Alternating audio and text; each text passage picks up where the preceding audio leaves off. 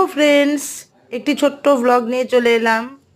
মটরশুঁটির কচুরি করেছিলাম গতকাল রাতে। দেখো, মটরশুঁটি সেদ্ধ করে নিয়ে ম্যাশ করে নিয়েছি, ময়দা মেখে রেখেছি। এবার মটরশুঁটির মধ্যে একটু লবণ, হলুদ, লঙ্কার গুঁড়ো, মিষ্টি এইসব দিয়ে, জিঞ্জার গার্লিক পেস্ট এগুলো দিয়ে এটাকে একটু ভাজা ভাজা করে নিচ্ছি। আর একটা ভাজা মশলা তৈরি করে নিয়েছিলাম, পাঁচফোড়ন আর জিরে গুঁড়ো করে। এই মশলাটা দিলে পরে গন্ধটা খুব সুন্দর হয়, পুরে খেতে ভীষণ ভালো লাগে এই মশলাটা দিলে পরে। এই কারণেই মশলাটা দেওয়া। তোমাদের যাদের ভালো লাগে না তোমরা স্কিপ করতে পারো। এই যে দেখো, আমার পুরটা রেডি হয়ে গেছে।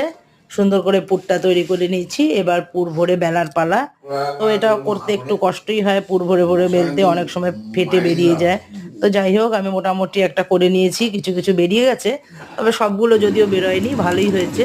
এবার ভেজে নিচ্ছি এক একটা করে। দেখো, তোমাদেরকে দেখাচ্ছি, ভাজাটা ভালোই হয়েছিল, খুব সুন্দর ফুলেছে। আবার দু একটা ফোলেও নি। এই দেখো, সুন্দর করে বেলে নিচ্ছি, ভেজে নিচ্ছি। এটা খেতে খুব সুন্দর হয়, তোমরা অনেকেই হয়তো জানো। মটরশুঁটির কচুরি খুব টেস্টি খেতে। তো এটা আমার বাড়িতে সবাই ভালোবাসে দেখে শীতের সিজনে আমি দু একবার করবই এটা প্রতি বছরই।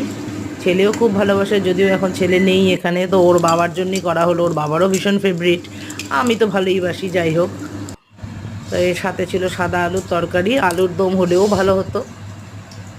তো তৈরি হয়ে গেছে, দেখো, গরম গরম মটরশুঁটির কচুরি।